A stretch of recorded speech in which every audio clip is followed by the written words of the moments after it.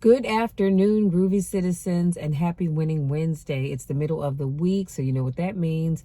2 more work days and the weekend is here. I don't know about you guys, but I am so looking forward to it. My week has been productive, busy, but very much so productive. And so because of that, I'm ready for the weekend, okay? But I'm always ready for the weekend because then I can just do what I truly want to do. And that's lay back, watch Christmas movies, sip on some tea, not have to go anywhere. The only thing I really have to do is work on content for my YouTube channel and for posting in the mornings, because I do a good morning post on my social media platforms. I look forward to doing that. So I do work on that kind of stuff on the weekends. But other than that, honey, if I don't want to go anywhere, I don't have to go anywhere. Okay. So I'm so looking forward to it. Now, before I jump into breaking down, or I should say unpacking the subject for today, I wanted to share some words with you from a song that I was listening to a couple of days ago. And this song is called I Shall Wear a Crown. And it's by Trey McLaughlin, I guess how you say his last name, and Thomas Whitfield. And it says, I shall wear a crown when it's all over. I'm going to put on my robe, tell the story of how I made it over. Soon as I get home, I shall see his face. When it's all over, I'm going to put on my robe, tell the story of how I made it over soon as I get home. And the song just repeats itself throughout. So if you ever heard that song, you know what I'm talking about. If you haven't, then go look it up because it's a beautiful song. But it's really, and it made me think about today's topic because we're talking about enduring the agony. And I don't know about you all, but I believe that one of these old days, you know how moms and dads used to say, one of these old days, we're going to all go on home to glory.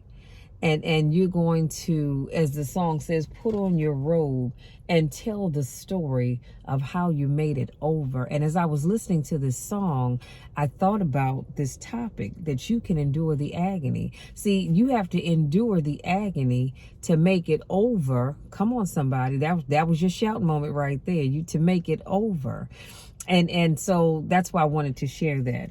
So this quote that I'm going to share with you is by, I don't know who this quote is by. Yeah, I'm not, you know what? I did not write it down, but I will have it in the description box. So just know that, but I can't remember who gave this quote. Oh, Bishop T.D. Jakes. I'm sorry. Yes, it was Bishop T.D. Jakes. Yeah, let me write that down because I'll be forgotten by the time I go inside. So, and I do apologize because normally I have that already written out for you guys. But anyway, let's jump right on in and see what he has to say. And so he says, it's amazing to me that every so often, no matter who you are, where you live, or how much faith you have, or what you drive, trouble comes right to your house. Isn't that interesting, y'all? I'm put a pin right there. Isn't it interesting how it doesn't matter who you are, where you live, how much money you have, how many children you have, whether you're single, whether you're married, none of that matters because trouble still knows how to come knocking on your door. Be it your front door or your back door, but trouble will still come knocking on your door. He says it meets you at the door. It challenges you in ways that you cannot always control or correct, and you have to endure. Endurance is a part of crushing. To talk about crushing and talk about enduring seems like an oxymoron because who can endure being crushed? But we do. And we do it every day. Do you realize that every day that you wake up, you endure being crushed? Now, you might say, well, Michelle, how? Because I have a great life. I don't have any problems. You'd be surprised. It may not necessarily be you directly. It could be someone in your home. But I promise you, there's something that you're dealing with that you may have pushed to the back of your mind, and so it, out of sight, out of mind. But you are dealing with something. Excuse me, y'all, because my sinuses are draining.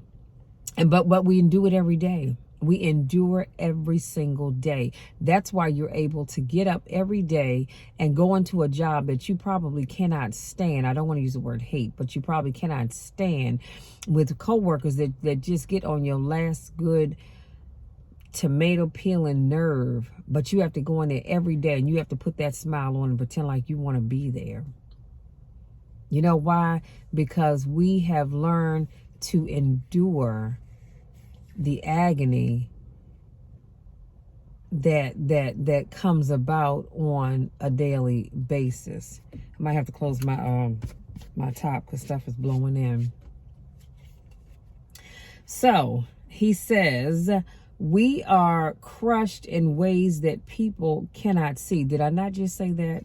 There are times when you are going through something and you are being crushed in ways that the people around you cannot see. And unless you told them, they would never even know it. He says, I warn you that recovery has pain. And if you're going to be healed, you have to endure the pain. Come on, somebody.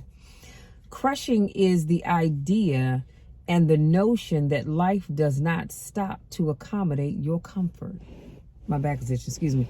Y'all know what I'm talking about. You ever go through some stuff and you say, Lord, here I am going through some stuff, and everybody else around me, they're just kikiing and acting like life is all great and buttery and all that other good stuff, and I'm dealing with this. Well, guess what? Life does not stop to accommodate us. It doesn't stop to accommodate you, and it doesn't stop to accommodate me. Life keeps going. What did I talk about a few weeks ago? How the, 80% of the people are glad it's you that's going through that thing, and the other 20%, they don't care one way or the other. That's just the way life is. Life keeps on going. It's not going to stop to accommodate us. So just know that, okay? So if you were thinking that at some point in time that's going to happen, sweetie, it is not. So he says there are situations and demands that will not stop just because you are in a bad place or a bad moment in some kind of way. Every now and then you have to press above the pain and keep moving. Let me put a pin right there. That reminds me, prior to COVID, I was on my way to work.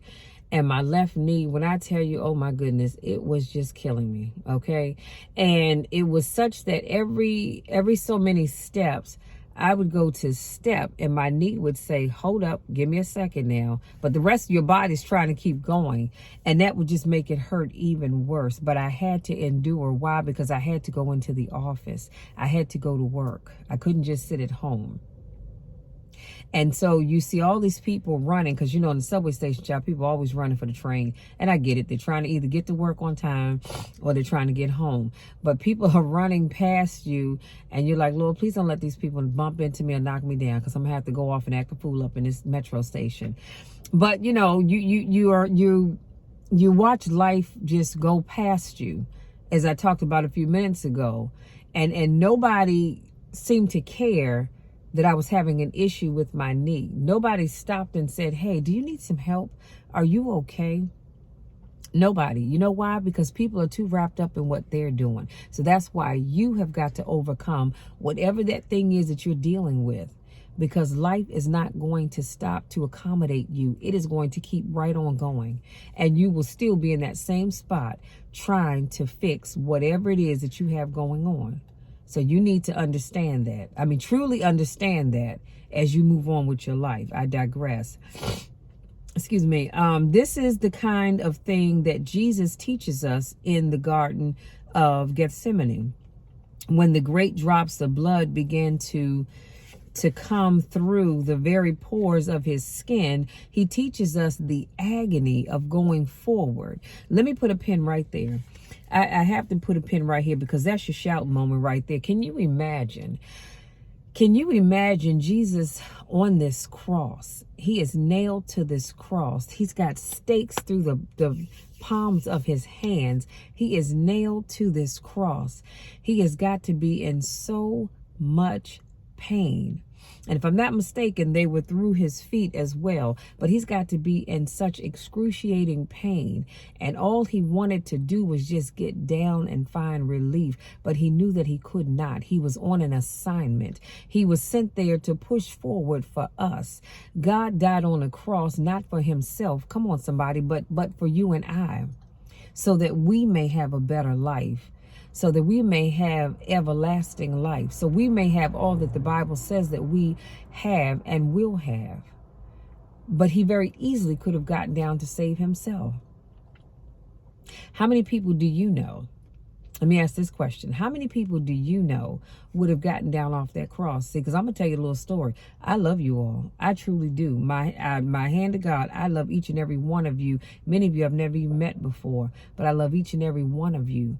But if I were in as much pain as I believe that Jesus was on that cross, oh, honey, I'm coming down. I'm sorry. I'm like, look, I tried it. I just couldn't do it. I couldn't do it. It was hurting too damn bad. But I'm just keeping it real in that everybody is not going to die on a cross for you and for me, especially when most of the time we don't even deserve it anyway. Do you know God died on a cross for people that don't even believe in him? But yet let them get caught up in something and it's, oh God, oh Jesus. Well, what you calling on him for? Because you didn't believe in him, or you don't believe in him. I'm sorry. Y'all, I'm sorry. I'm going to have to close my sunroof because the pine needles from this tree is starting to blow inside. Sorry about that.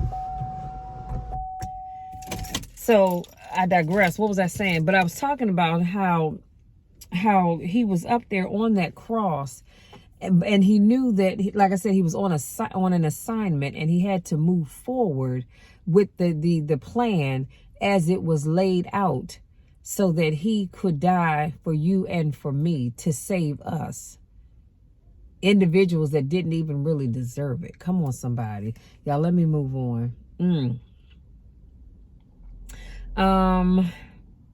It was easy to heal the sick. It was easy to turn water into wine. It was book update failed. Thank you. It was easy for him to walk on water, not for me. It was easy for him. But now he's come to a place of crushing and pain, and that requires prayer and suffering. Come on, somebody. We must realize that the pain at the end of what we are going through is what matters. Let me put a pin right here. Whatever it is that you are going through, whatever it is that you're dealing with, I need you to understand that all that matters is, I'm sorry, what did I say? We must remember the pain at the end of what we're going through is what matters. See, the pain at the beginning and the pain in the middle, yeah, that hurts like a you know what.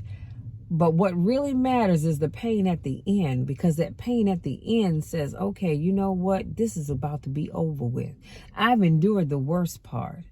I'm at the tail end of that pain. That's important, because after that bit of pain, then comes glory. You understand what I'm saying? Then comes relief, or whatever word you want to insert in there. That's why that's the most important part of the pain. That God's thoughts towards us are good, that we might have an expected end, but he didn't say anything about the middle. That's interesting, because the Bible talks about the end of things, and in some cases the beginning of things, but he never talks about the middle of things. That is why it is so important that you have faith in a God that you cannot see, because God is the one that's going to hold you and to keep you so that you can endure, because it's going to get hard. It is going to get hard. That much I can promise you, because I've been down that road before where life got a little hard. But you know what? I never faltered. I never wavered. I never got upset. I never, stomped off someplace, because I know whose I am. First of all, I know who I am, but I know whose I am. And I know that I serve a God that sits high and looks low. I know that I serve a God that said, Michelle, I saw that thing coming a mile away. So you don't have to get all worked up about it because I have it under control. All you have to do is just do what I tell you to do, or do what you're supposed to do, or a combination thereof. And I'm going to take care of the rest. I got you. You keep trusting in me. You keep believing in me. And I'm going to get you to where you need to be. You understand that? So when you feel like you're going through something, you're not dealing with that thing by yourself. You aren't. You just are not. You are not dealing with it by yourself. You have God who has some skin in the game, and he wants to see us win. So don't ever think that you're in it by yourself. Okay. So, I'm sorry, where did I leave off?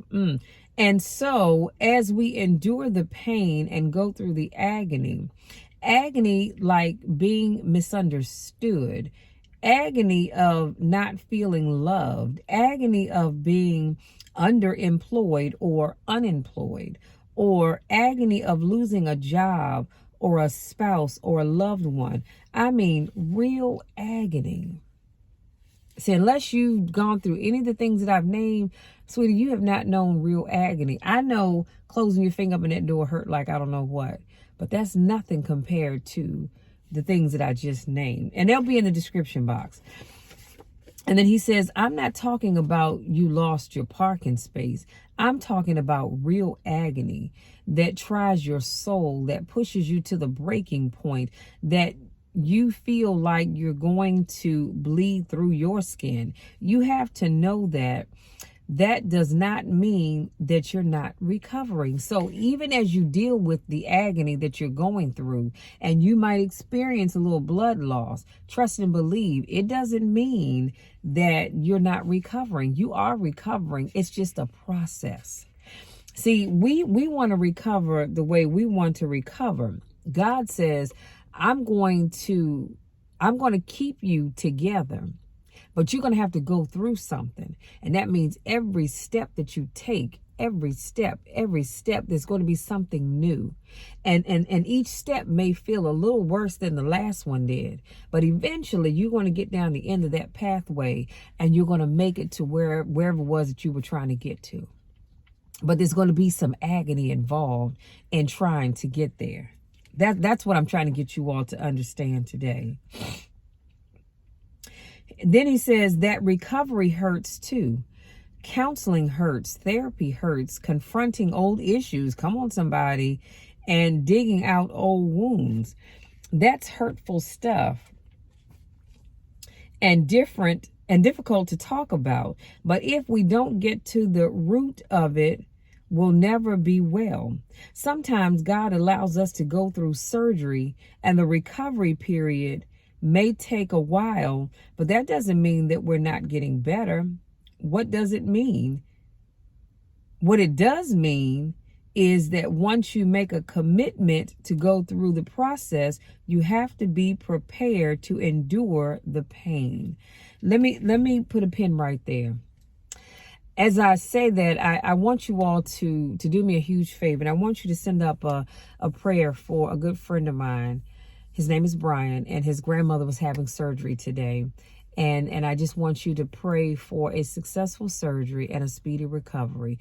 Pray for his strength as well as he goes through this period. And I'm pretty sure has got to be full of agony, not only for his grandmother, but for him as well, having to see her in a situation that he can't do anything about. So just pray for him. But pray for the surgeon's hand and the nurses and the assistant doctors and everybody, such that all will go well. If you all will do that for me, I'd greatly appreciate it. But getting back to what I was saying, once you take on a commitment, once you make a commitment to go through the process, you have to be prepared to endure the pain. So if I'm going to make a commitment to lose weight, right? And I say, okay, you know what? I'm going to drop some weight, and in order to do that, it's going to require me to eat better. It's going to require me to go to the gym 4 or 5 times a week. And I go that first day, and honey, my body is killing me. My body is killing me. And it's like, oh, dear God. But you know what? I can't give up. I can't give up because I made a commitment to get healthier. That means that I've got to see this thing through. That means I've got to prepare, as Bishop T.D. Jakes says, to endure the pain. I don't know about you all, but there is pain associated with working out. Okay, there is. I mean, if you go into the gym and you are truly working out, I'm not talking about you going there and you're probably just riding a bike for 10, 15 minutes. Everything is better than nothing. But what I'm saying is when you go in that gym and you commit to lifting weights, because not only do you want to burn the fat, but you also want to build muscle, sweetie, let me tell you, it hurts.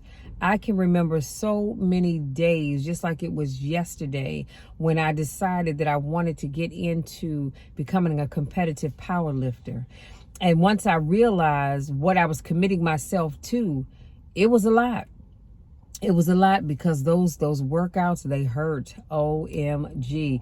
My very first workout with my coach, when I tell you I had to walk with my butt cheeks squeezed together and my body like this, all the way down. And mind you, I'm coming from the building all the way basically to the end of the parking lot, because that's where I parked that day.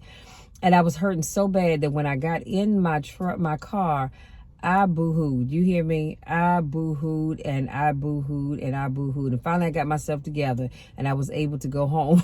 But I hurt so bad. I said, Lord, I will never do this again.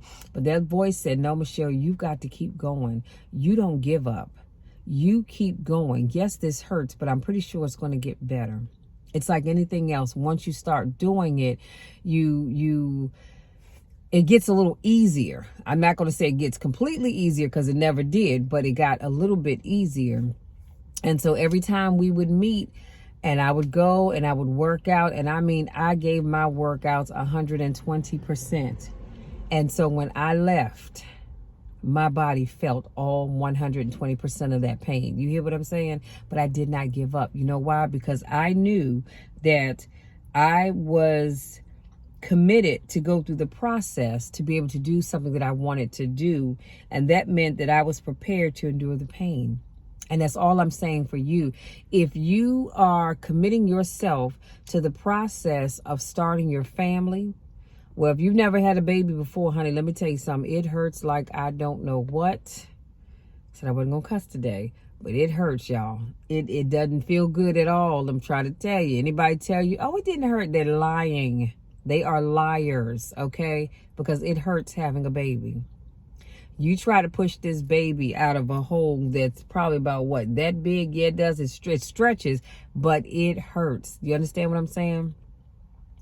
And so when you make the commitment to get married and you want to start a family, you know, you may have to go through some agony. There are going to be some ups and downs, some ins and outs. There's going to be some moments where you all don't see eye to eye on things, you know, whatever that. It might be something big, might be something small. I don't know.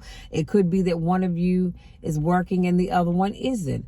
Or it could be that you're both working and you're just not quite making enough. Or it could be that you're making more money than your partner is, and it's putting a strain on you. That can be agony right there in and of itself. And so you want to just walk away, throw your hands up and say, I'm done. I'm not doing this anymore. I am done. But you can't. You know why? Because you made a commitment. When you walked down that aisle and you said, I do, you made a commitment. You made a commitment to your partner. You made a commitment to his or her families. That you all were going to do this. You made it, but most importantly, you made a commitment to God that you were going to see that thing through. Now I get it, because I don't need a Sermon on the Mount. I get it. I do know that there are times that marriages don't work out. Completely understand that, but you made a commitment. And so now you're going to have to figure out how to make this thing work, because you have to be prepared to endure the pain that sometimes comes with being married or having kids to take care of. It might mean that, that bag that you would normally just go out and just purchase on a whim, maybe you can't do that now. Maybe you have to save up for it. Or maybe, you have a house now and your roof needs to be replaced. You want to go on a vacation. Your husband or your wife says, honey, we do need to get the roof taken care of. And you're like, well, dang, I was hoping we could go on a vacation. So now you have to suffer the agony of not being able to take a vacation until next year, because you really do need to get that roof fixed. Because the roof is what's important, to be honest with you, not the vacation. But for you, it feels like agony because you can't go on that vacation, or you can't do whatever it is that you want to do. Y'all get where I'm going with that, right? So let me finish up. So he says, because the pain is a part of the process. Now, always knowing that the anesthesia to the pain is the blessed hope that we might have an expected end. And today, if you are suffering and in agony and in turmoil and feeling disconnected from the world, and like life is passing you by while you wrestle with and deal with the atrocities and the vicissitudes of life. Oh, I like that word. He says, I want you to know that tomorrow is coming. And if you can endure this moment, here's your takeaway, you guys. Listen to what Bishop T.D. Jakes says. He says, if you can endure this moment. He didn't say 5 minutes ago. He didn't say an hour ago. He didn't say last week, last month, last year, or either next month or next year. He said, but if you can endure this moment and withstand this agony. Oh my goodness. Y'all, God's got something big planned for you. I don't know what it is, so please don't ask, because I don't know. But I just know, and I believe in my heart of hearts, that God has something big planned for you. If you are that individual that is experiencing some turmoil right now and some agony in any area of your life, doesn't matter what it is, any area of your life, I just want you to know that God is working it out. I just need you not to give up on Him, or not give up on yourself. Hang in there, because the best is yet to come. I promise you that. If you ever stop and think, and then I'm going to leave you with that thought. If you ever stop and think that however your life is going right now, look back over your life, I'm going to say 10, 15, 20 years ago. Things were going great, weren't they? Things were going great. You had everything you wanted. You didn't want for much. Life was just great. And then all of a sudden you found yourself in whatever situation you're in now. And you feel like life is passing you by, that nobody cares, that everybody's enjoying life but you. Which is not necessarily the case, because other people are going through stuff as well. They may not be dealing with what you're dealing with, but they're dealing with something. I can promise you that, because that's just the way life is. Even if it's not directly. With all the stuff that's going on in the world, just yesterday, we heard about the shooting at Michigan State University. And I won't lie, my heart got to racing, because I have family that live near that area. And so, so that was a little scary, but when you think about stuff like that, that could have been anywhere. That could have been anywhere. That could have been at PG Community College up the street, University of Maryland University College. It could any of the University of Maryland school systems, at UDC. It could be Howard University, right here in the nation's capital. That could have been anywhere. So stuff like that you can feel an agony over stuff like that, because it's stuff that you can't change and you cannot fix. Nothing but prayer is going to fix that. But I digress. What I'm saying is that if you continue to believe that God is going to fix it, See, remember what I tell you? I started off by telling you that nothing in this world happens that God is not made aware of. Stuff doesn't just happen and all of a sudden he's like, oh, wait a minute, I didn't know that was going to happen. No, that's not how that works.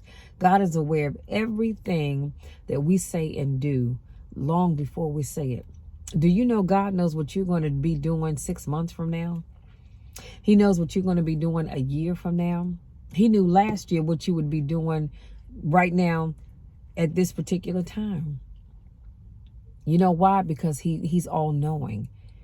He's an omnipotent God, but that's a whole nother video for a whole nother time. What I'm trying to tell you is as you go about your day, I need you to always keep your eyes on the prize.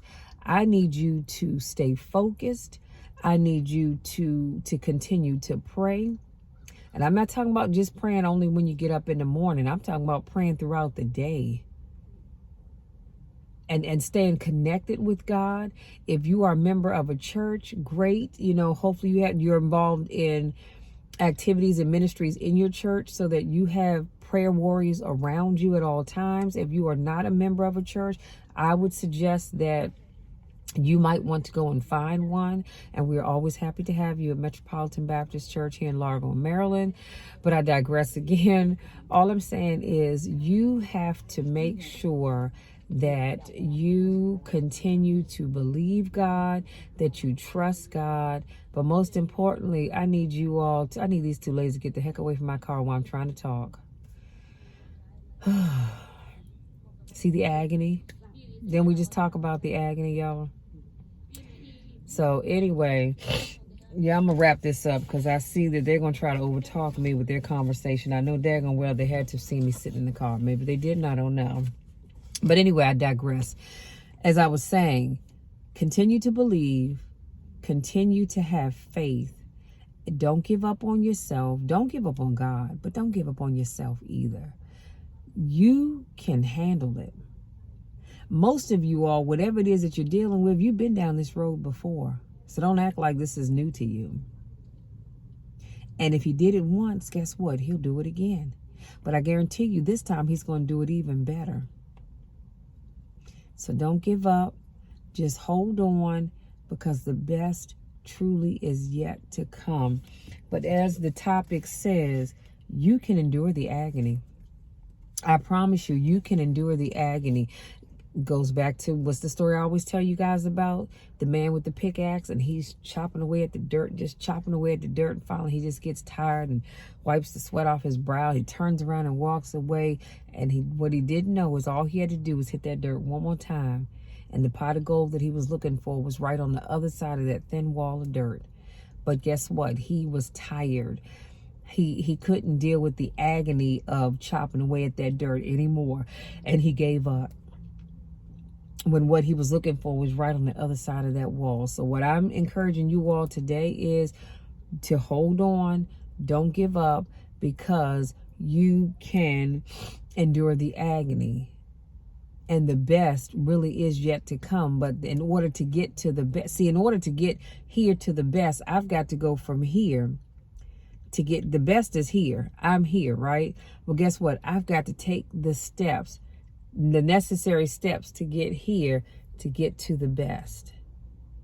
Otherwise, me just staring at the best, that ain't gonna make it happen. I've got to hang in there. I've got to believe. That's where my faith has to grow. You understand what I'm saying? That's where my faith has to grow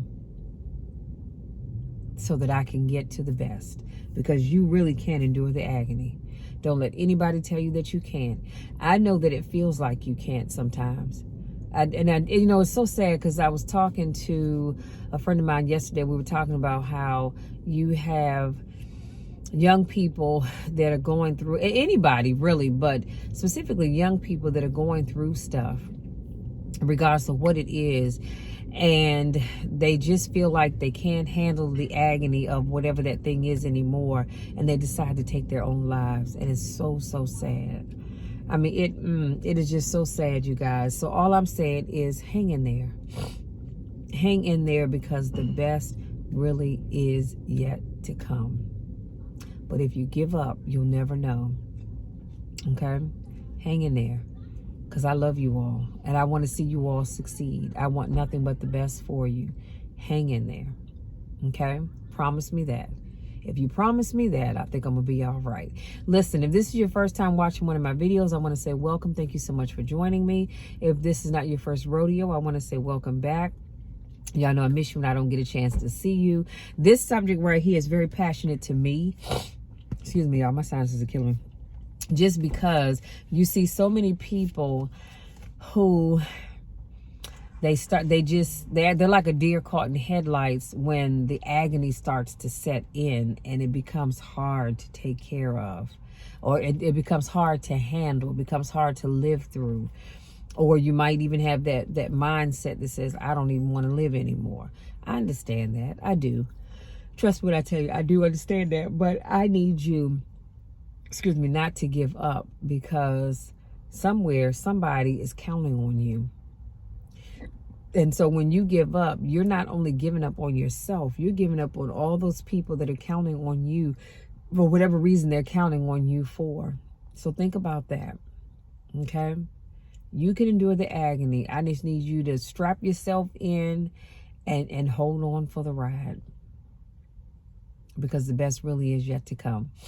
I forgot what the heck I was getting ready to say just now. You know the deal, you know the drill, you know the deal. Heck, I can't even get it out now. Y'all know what I'm talking about. I love you all. There's nothing, and I mean absolutely nothing that you can do about it. Because I'm going to love you no matter what. I believe in each and every one of you. I believe that you can endure the agony. I believe that you can come out on top. I believe that you can come out better than when you went into whatever that situation is that you found yourself into. I believe in you. And if I can believe in you, someone that doesn't even know you, imagine what you can do if you believe in you. And you know yourself much better than I do. Okay? Love you all, and we'll talk again on Friday. Until then, take care.